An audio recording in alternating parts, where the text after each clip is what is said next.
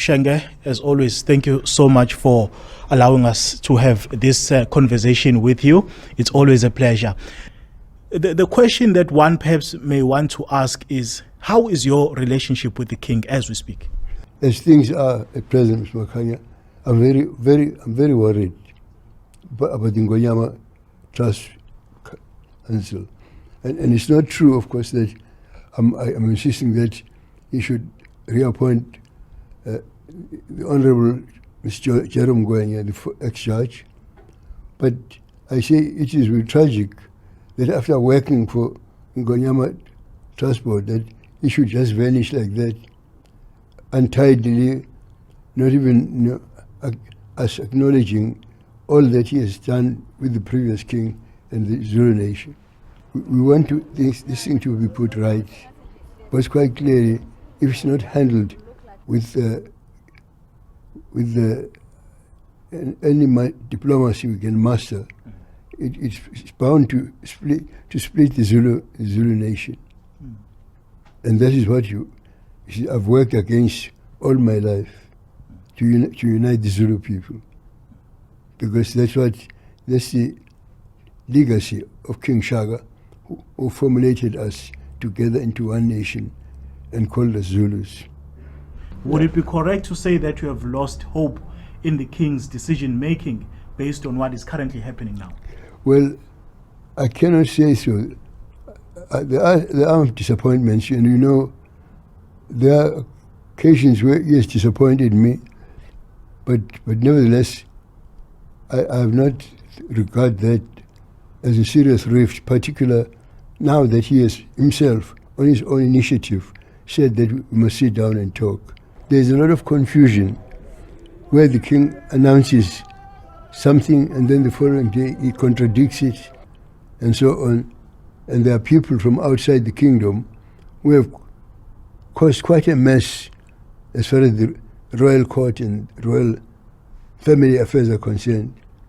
And actually, we believe that their activities are not in the interest of the institution of the monarchy or the king, or in the interest of the Zulu Nation itself.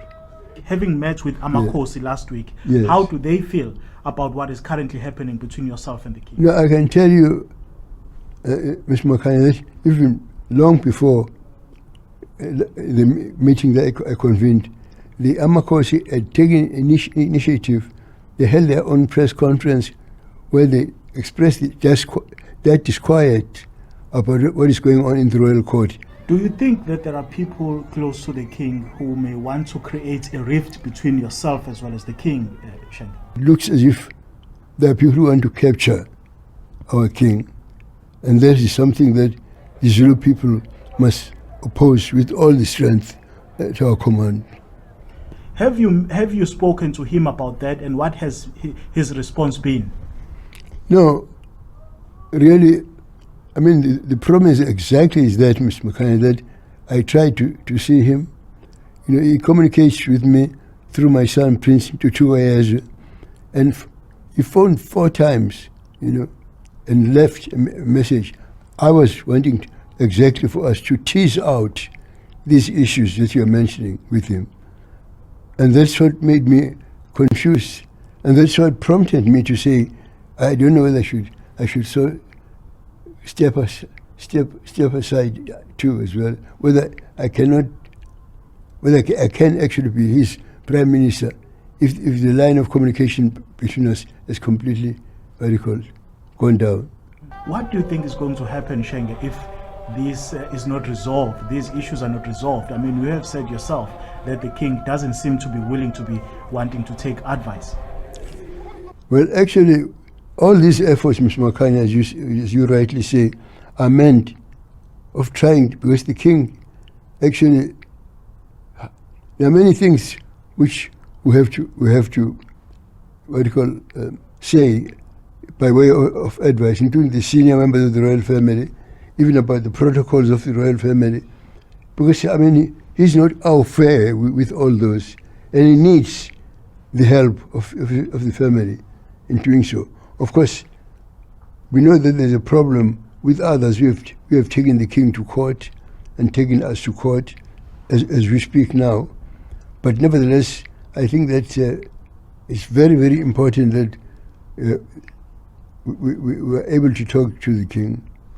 So I just see a bit of light at the end of the dark tunnel when he says that he wants to sit down with me and talk. So I'm looking forward to that with bated breath, to that day when we'll sit down and talk. Speaking of the court matter, Shenge, are you still going to file those affidavits that you are required to file by the court? A very worrying thing that has happened, because if the king has now ditched the lawyers, I mean, we've had 5 high court cases and we won all of them against our opponents. And of course it's crucial that this case actually also goes to court too. And so I realize it's very important because all the affidavits hang on what I'm saying. In other words, they hang on my affidavit. But now, this is perhaps one of the things where His Majesty must enlighten me. What happens now that he has ditched lawyers who have helped us right through, who have actually been involved in actually preparing even the will of his mother, the Queen Mother, Princess Mantombi. I mean, in other words, they had lawyers too. But when the king teaches them for lawyers that come from outside, even if the outsider is African, but he cannot be out fair with the royal protocol and all that has gone before. When do you intend stepping down from your role as traditional prime minister? It's not a question of me wanting to be. There is no fortune in being the prime minister of the king. In fact, there is a position of sacrifice where I sacrifice myself for it. Because partly I'm a member of the royal house myself. I'm a descendant of the Zulu kings myself. And therefore the monarchy as an institution is very important to me. And I've hanged on Ms. Makhanya precisely because of that background. And for that reason, because even this unsatisfactory issue of relationships between me and the king, that should have prompted me to leave. I felt many times that maybe it's my time to leave if the king doesn't communicate with me as his prime minister as he should. Do you feel betrayed by the king? Well, actually I'm concerned about him because he's a younger man than myself. And perhaps he has not acquired, the store of knowledge that I acquired serving his grandfather, serving his father, and now him. He doesn't appreciate that. And because there are too many people who posture as advisors to the king, I think the English expression sums it up very aptly when they say too many cooks spoil the broth. Some of your critics, Shenge, say you appear as someone who wants to control the king. What would you say to those? How can I control the king? There's an old story, Mr. Makhanya. I'm glad that you raised it.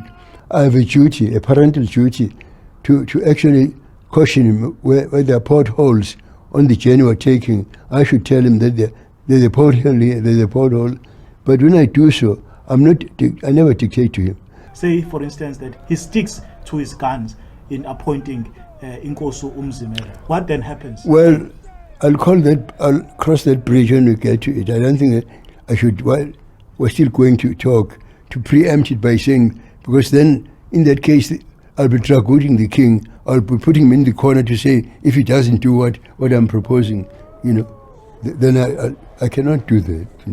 I always say that the measuring rod for any leader is when he takes a decision which is difficult, but if it's the right decision.